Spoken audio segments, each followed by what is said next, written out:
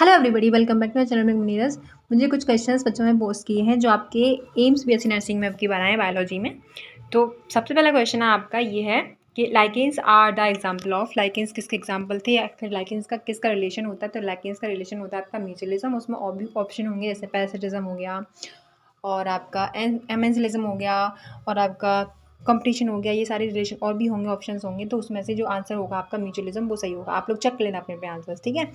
तो ये क्वेश्चन मैंने आपको कराए हैं, ठीक है। ये क्वेश्चन भी कराया है, फिर क्लॉट बस्टर वाला भी आपको मैंने कराया था क्योंकि मैंने आपको सारे क्वेश्चन जो भी थे आपकी बायोटेक्नोलॉजी के सारे क्वेश्चन करा दिए थे। आप चेक कर लेना, दोबारा से रीचेक कर लेना कराए या नहीं कराए हैं। उसके बाद में तीसरा क्वेश्चन था आपका not and cellular digester. Cellular digester नहीं है तो आपका लाइगेज एंजाइम है जो सेलुलर डाइजेस्टर नहीं है। बाकी उसमें बैक्टीरिया का था, लाइसोसोम जो होता है वो, और आपके पैक्टिनेज है, काइनेज है, ये सारे ही सेलुलर डाइजेस्टर हैं। लेकिन हमारा जो लाइगेज है वो क्या है, एक जोड़ता है डीएनए को, ठीक है। तो ये नहीं है, ये वाला ऑप्शन सही हो जाएगा। फिर फोर्थ देखिए, not product of light reaction. Not product of light reaction कौन सा है? तो इसमें से ऑप्शन हो जाएगा आपका NADPH। ये प्रोडक्ट नहीं होता है अपना लाइट रिएक्शन का। फिर देखिए 100 ml ऑफ डीऑक्सीनेटेड ब्लड में कितने CO2 प्रेजेंट होती है? तो 4 ml प्रेजेंट होती है। ओके, नेक्स्ट देखिए 6 बोल रहे हैं फैक्टर्स अफेक्टिंग एंजाइम एक्टिविटी। तो एंजाइम एक्टिविटी में कौन से फैक्टर्स अफेक्ट करते हैं? तो बोथ आपके टेम्परेचर और pH बोथ ही आपके अफेक्ट करते हैं। नेक्स्ट क्वेश्चन देखिए, नेक्स्ट क्वेश्चन आपका बायोडाइवर्सिटी लॉस नॉट, मतलब कह रहा है कि इसमें से कौन से बायोडाइवर्सिटी का नहीं है क्वेश्चन, वो आपको बताना है। मतलब कौन सी जो चीज़ें हैं जो बायोडाइवर्सिटी को लॉस में नहीं आ रही हैं, स्टेप्स नहीं आ रहे हैं, वो आपको बताना था। तो उसमें जो ऑप्शंस थे आपके, बच्चे बोल रहे थे मेरे से कि मैम उसमें ऑप्शंस थे हमारे जैसे एलियन स्पीसीज, ओवर एक्सप्लॉयटेशन और कोएग्जिस्ट। और नेक्स्ट क्वेश्चन था आपका, नेक्स्ट ऑप्शन था आपका बायोस्फीयर रिजर्व। तो आपका ऑप्शन कौन सा हो जाएगा? ये बायोस्फीयर रिजर्व सही हो जाएगा। या फिर बायोडाइवर्सिटी कंजर्व भी होता तब भी ये सही हो जाता, ठीक है, क्योंकि नॉट पूछ रहा था इसलिए। आगे देखिए, आगे यही क्वेश्चन है, मैंने आपको बता दिया है अभी कि नॉट, तो ये सही हो जाएगा। फिर देखिए 8 क्वेश्चन कह रहा है विच एंटीबॉडी इज प्रेजेंट इन क्लोस्ट्रम। जो क्लोस्ट्रम मिल्क होता है जब फर्स्ट टाइम बेबी को फीड कराती है प्रेग्नेंट वुमेन, तो उसमें कौन सा एंटीबॉडी प्रेजेंट होता है? तो IgA प्रेजेंट होता है। फिर न्यूरॉन हैविंग 1 एक्सॉन 1 डेंड्राइट, तो वो बाइपोलर होता है आपका न्यूरॉन। उसके बाद देखिए 10th क्वेश्चन कह रहे हैं आपसे the dub sound of heart. Dub sound of heart कैसे होता है? तो कब खुलता है? वो आपका होता है क्लोजर ऑफ सेमिलुनर वाल्व। फिर देखिए बेटा, ब्लेनोग्लोसिस इज द एग्जाम्पल ऑफ। ब्लेनोग्लोसिस किसका एग्जाम्पल है? तो आपका हेमिकॉर्डिट्स का ये एग्जाम्पल होता है। मैं सारे क्वेश्चन आपको करा चुकी हैं, आप प्लीज़ अगर चेक करना चाहते हो तो मेरे चैनल पे चेक कर लेना। फिर देखिए abscisic acid is the derivative of. Abscisic acid किसका डेरिवेटिव? तो इंडोल कंपाउंड का डेरिवेटिव था आपका एब्सिसिक एसिड। फिर बीटी कॉटन टॉक्सिन किल इंसेक्ट, मैंने आपको ये भी क्वेश्चन करा दिए हैं सारे।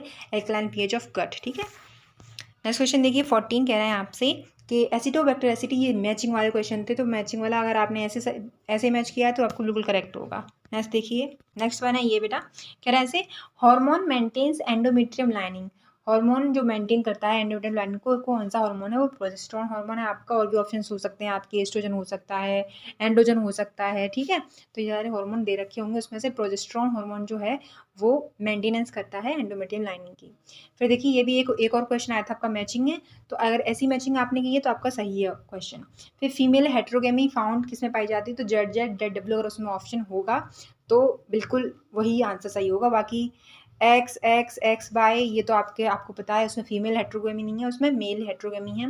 बाकी और भी होते हैं जैसे ZZZO, तो उसमें भी हेट्रोगेमी नहीं है। और भी ऑप्शन आपके हो सकते हैं इसमें, ठीक है। फिर देखिए not a false fruit. Not a false fruit तो मैं सच्ची बता रही हूँ, ये मैंने क्वेश्चन आपको डाला था कम्युनिटी पोस्ट पे कल परसों ही डाला था। सभी लोगों ने कमेंट भी किए हैं उसमें और सभी लोगों ने पोल के आंसर भी दिए थे। आई थिंक 3,500 बच्चे होंगे जिन्होंने आंसर किया था पोल का। तो ये क्वेश्चन तो एज इट इज़ आपसे पूछ लिया था, वही ऑप्शंस थे और वही आपका क्वेश्चन था, नॉट अ फॉल्स फ्रूट। तो मैंगो आपका फॉल्स फ्रूट नहीं है, ठीक है। फिर देखिए नेक्स्ट क्वेश्चन 19 कह रहे हैं identify the incorrect statement regarding sliding filament theory.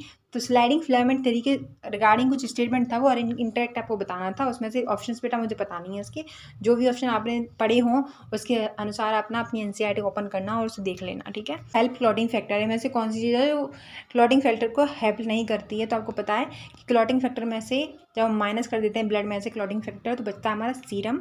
Serum जो बचता है हमारा सीरम, वो हमारा क्लॉटिंग फैक्टर नहीं होता है। तो आपका A ऑप्शन सही हो जाएगा, ठीक है। बाकी और भी ऑप्शन होंगे इसमें, फाइब्रिनोजन आपको पता ही है, प्लाज्मा तो है ही पार्ट उसका ब्लड का, और थ्रोम्बोसाइट्स भी उसका ऑप्शन था उसमें। नेक्स्ट क्वेश्चन देखा बेटा ये है कि प्लांट फ्लोज डिफरेंट पाथवेज, आपको पता है फॉलो करते हैं different pathways in response to environment to form different kind of structures non age. तो डिफरेंट काइंड ऑफ स्ट्रक्चर में कौन सा आपका सही होगा ये मुझे बताना। वैसे मेरे हिसाब से इसको डी डिफ्रेंशिएशन बोलेंगे, जिसमें हमारा जो प्लांट है आपका डिफरेंट टाइप की स्ट्रक्चर शो करता है, तो डी डिफ्रेंशिएशन। ठीक है, आपके और भी ऑप्शन थे, सेनेसेंस है, प्लास्टिसिटी है। ठीक है, अगर आपको याद हो एग्जाम के बारे में तो आप देख सकते हो। फिर देखिए 22 क्वेश्चन कह रहे हैं आपसे, प्रोटीन्स इन ब्लड, प्रोटीन्स जो होते हैं उसमें अमाइनो एसिड होते हैं, उसमें कौन से टाइप के बॉन्ड प्रेजेंट होते हैं, तो उसमें पेप्टाइड बॉन्ड प्रेजेंट होते हैं। ये क्वेश्चन था आपका। ठीक है, एग्जैक्टली। फिर देखिए विच of the following is not a function of trichome, trichome का कौन सा फंक्शन नहीं है वो बताना है आपको। तो इसमें से भी आप ऑप्शन बताएंगे कौन सा ऑप्शन आपके अकॉर्डिंग सही होगा, और मैं एक बार ट्राइकोम के बारे में पढ़ लूँगी, उसके बाद बता दूँगी आपको। ठीक है, तो प्रिवेंट वाटर ट्रांसपिरेशन, ये आपका सही होगा, या फिर और ऑप्शन सही होंगे वो आपको पढ़ लेना। डायूरल रिदम कौन सी होती है वो आपको बताना है, तो वो हमारा मेंटेन करता है मेलाटोनिन। ठीक है, फिर लीस्ट सिमिलर कैरेक्टर किस में पाए जाते हैं, तो आपके ऑर्डर में लीस्ट सिमिलर कैरेक्टर पाए जाते हैं। अगर आपका ऑप्शन हो क्लास और ऑर्डर, अगर दोनों ही ऑप्शन आपके दे रखे हों तो उसमें से आप ऑर्डर को चूज़ करना था आपको, तो आपका ऑप्शन बिल्कुल सही था। ठीक है, नेक्स्ट क्वेश्चन 26 बोल रहे हैं पैरेलल वेनेशन किस में पाया जाता है, तो आपको पता है, सभी को पता है कि रेटिकुलेट वेनेशन हमारा पाया जाता है, रेटिकुलेट वेनेशन हमारा पाया जाता है किसमें, डाइकॉट्स में, और पैरेलल वेनेशन हमारा मोनोकॉटिलस प्लांट्स में पाया जाता है। 27 देखिए, कह रहे हैं not correct about metaphase, metaphase के बारे में कौन सा स्टेटमेंट करेक्ट नहीं है वो बताना था। तो उसमें से आपका ऑप्शन अगर ये वाला होगा, centromere split and chromatid separate, तो ये आपका एनाफेज का है। एनाफेज में ये की पॉइंट्स है, की कॉन्सेप्ट है। ठीक है, तो ये ऐसा कुछ क्वेश्चन था, मुझे बोल रहे थे ma'am which of the following की concept is not correct about metaphase, ऐसा कुछ क्वेश्चन था।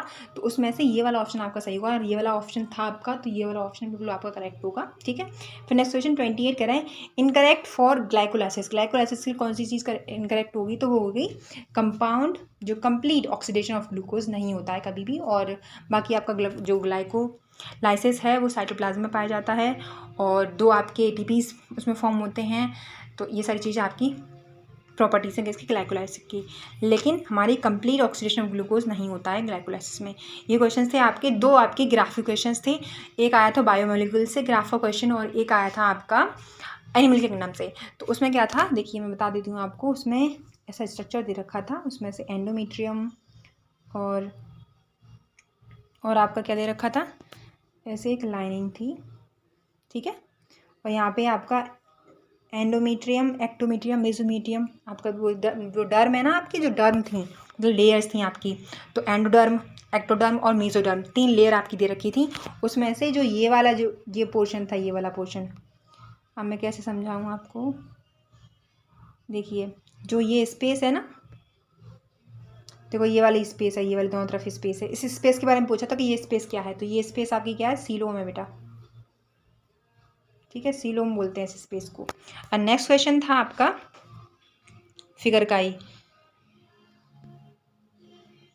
देखिए एक क्वेश्चन था आपका जो ग्राफ पे बेस्ड था ना, ऐसा कुछ था। देखिए यहाँ पे एंजाइम एक्टिविटी लिखी थी, एंजाइम एक्टिविटी।